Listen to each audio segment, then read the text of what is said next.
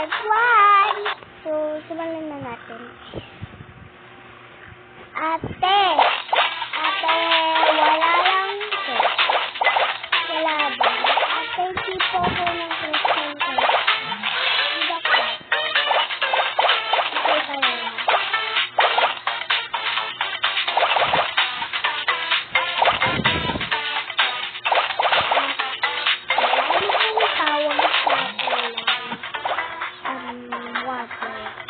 Hindi ko alam po.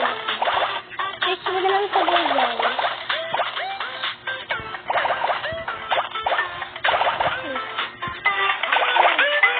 Ano pong tawag sa menu ko naman? Fried chicken.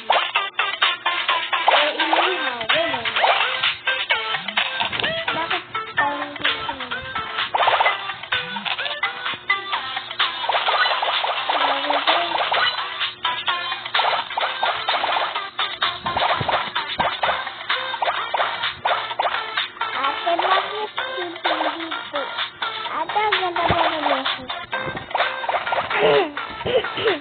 Talaga ba?